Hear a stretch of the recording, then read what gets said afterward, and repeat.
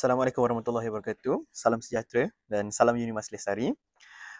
Jadi sebelum kita memulakan sesi perkongsian kita pada hari ini, marilah kita telusuri serba sedikit berkenaan dengan tajuk kita pada hari ini, iaitu kisah di sebalik jubah alumni Fakulti Sains Sosial dan Kemanusiaan. Jadi untuk topik ataupun tajuk kita pada hari ini, kisah di sebalik jubah alumni Fakulti Sains Sosial dan Kemanusiaan ini merupakan sebuah program anjuran Persatuan Sains Sosial dan Kemanusiaan PSSK dengan kerjasama kelab-kelab program di Fakulti Sains Sosial dan Kemanusiaan. Melalui sesi perkongsian ini, para pelajar bukan sahaja dapat berpeluang mengenali realiti kehidupan selepas graduasi, malah dapat meneroka pelbagai laluan kerjaya, peluang masa depan dan juga hala tuju profesional dalam setiap bidang yang ada bawah Fakulti Sains Sosial dan Kemanusiaan. Hari ini bersama dengan kita seorang panel yang hebat yang pernah menjadi salah seorang daripada mahasiswa kursus hubungan antarabangsa di Fakulti Sains Sosial dan Kemanusiaan. Jadi saya perkenalkan saudari Caroline Eve. Jadi sebelum tu kita boleh beri ruanglah kepada saudari untuk kenalkan diri dahulu. Hi, saya Caroline Eve. Saya baru saja graduate dari program hubungan antarabangsa tahun lepas dan sekarang ini saya meneruskan pelajaran sebagai seorang student master dalam program yang sama, hubungan antarabangsa dan dalam bidang strategic dan security studies. Okay, baik, terima kasih kepada saudari Carol. Okay, jadi sebelum kita mulakan dengan soalan yang lebih mendalam, kita mula dengan soalan untuk break the ice dulu. Jadi soalan pertama, soalan yang ringkas saja. Apakah perasaan dari segi emosi dan juga sosial yang dirasakan oleh saudari semasa pertama kali menjadi pelajar universiti? Bagi saya, ini masa saya pursue saya punya study sebagai seorang pelajar degree, bukan pertama kali saya masuk universiti sebab sebelum ni saya seorang pelajar asasi TESOL di UiTM Negeri. Jadi bagi saya bukan pertama kali, namun untuk sebagai seorang pelajar degree, masa tu masih COVID-19 lagi. Jadi semua sedang online classes. Jadi saya rasa kekok pada awalnya sebab tak pernah lagi go through any classes secara talian. Faham? Pada tahun kedua baru start mula kelas fizikal dan pada pertama sekali saya jumpa dengan rakan sekelas saya, dengan pensyarah-pensyarah. Dan bagi saya awalnya memang kekok, rasa gelisah, resah, takut semua tu, tapi teruja sebab pertama kali saya belajar, meneruskan pelajaran yang untuk tempoh yang lama. Faham? Okay. Jadi kita terus dengan soalan ringkas yang kedua. Bolehkah saudari Carol untuk summarizekan pengalaman sebagai mahasiswa FSSK ni, terutamanya sebagai mahasiswa untuk hubungan antarabangsa, program hubungan antarabangsa ini dalam satu perkataan, dan kenapa memilih perkataan tersebut? Satu perkataan yang saya boleh gambarkan sebagai seorang mahasiswa hubungan antarabangsa tu is adventurous. Bagi saya daripada latar belakang yang agak lain daripada saya sekarang ni, which is science student, sekolah menengah, masuk kepada asasi TESOL, which is pendidikan. Lepas tu saya lompat ke science social, which is right now dekat Unimas. Jadi bagi saya tu adventurous sebab saya tak pernah ada background yang kiranya yang diperlukan untuk sebagai seorang pelajar sains sosial. Tetapi bagi saya daripada pelajar sains student gabung dengan TESOL, masih lagi boleh adapt sebagai pelajar sains sosial. Jadi perkataan adventurous lah yang menggambarkan the whole journey untuk saudari Carol sepanjang di universiti. Okay, jadi kita terus kepada soalan yang lebih mencabar sebab kita dah break the ice. Jadi kita bergerak dengan soalan yang berbunyi, apakah pengalaman dari segi akademik dan sosial yang tidak dapat dilupakan sepanjang menjadi mahasiswa di FSSK ini, dan adakah pengalaman itu memberi kesan kepada kehidupan saudari sekarang?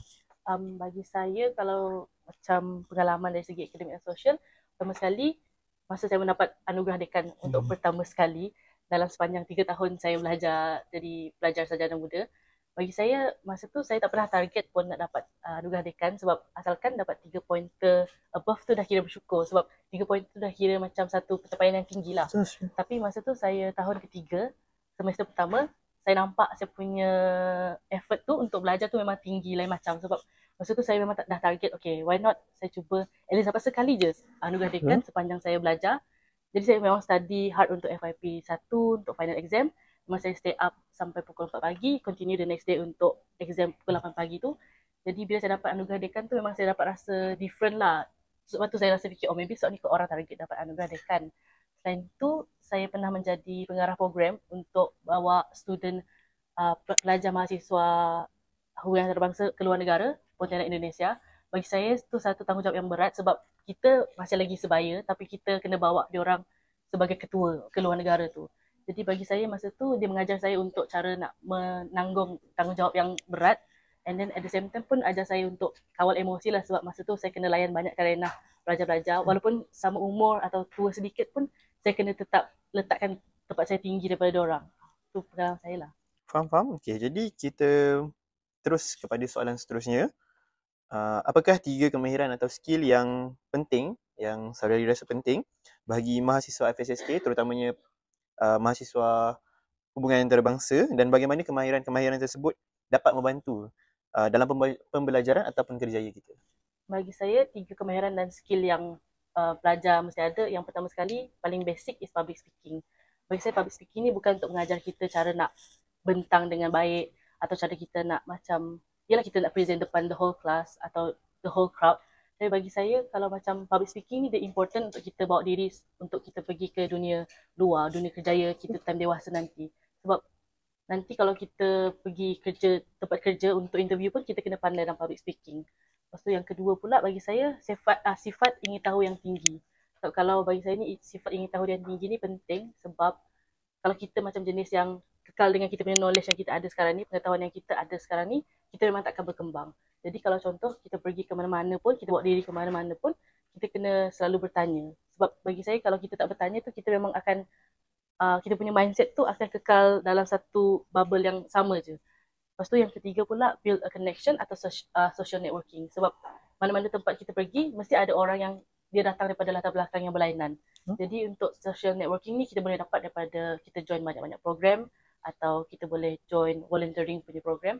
Sebab dari situ kita boleh tengok banyak orang daripada latar belakang yang berlainan ni, dia boleh berkongsi juga pengalaman dia orang dan maybe one day kita akan bekerja dengan dia orang atau bekerja untuk dia orang. Faham? Okey, jadi terima kasih kepada saudari untuk menjawab 2 soalan tersebut. Jadi kat sini kita boleh huraikanlah bahawa tak semua pelajar hebat tu hanya lahir daripada dalam kelas sahaja. Contohnya seperti saudari Carol sendiri bermula daripada pelajar biasa kepada menjadi excomedia, terusnya menjadi pengarah program untuk keluar negara lagi, dan tidak lupa juga untuk dapat dekan pada tahun terakhir. Jadi dekat situ saja kita boleh nampak bahawa saudari Carol boleh membawa diri, dan dengan sifat membawa diri itulah yang bawa saudari lebih jauh. Okey, jadi kita terus kepada bahagian terakhir ataupun soalan terakhir kita. Jadi siapakah individu yang banyak memberi bantuan atau motivasi semasa berhadapan dengan situasi yang genting sepanjang menjadi mahasiswa FSSK, terutamanya mahasiswa hubungan antarabangsa, dan dari segi apakah bantuan yang diberikan itu? Bagi saya kalau nak pilih certain individu memang susah sebab dari segala aspek memang akan sekelas kita, pensyarah-pensyarah kita semua tu. Tapi bagi saya yang betul-betul kiranya dari awal saya punya perjalanan sebagai seorang pelajar ni, bagi saya kakak saya lah. Sebab dia yang encourage saya, dia yang motivate saya untuk teruskan pelajaran saya. Setiap kali saya nak rasa putus asa sebab saya boleh katakan banyak kali dalam sepanjang saya 3 tahun belajar hubungan antarabangsa ni, saya banyak kali rasa nak putus asa sebab yelah saya tak ada latar belakang sains sosial atau hubungan antarabangsa, tapi disebabkan kakak saya seorang alumni hubungan antarabangsa juga.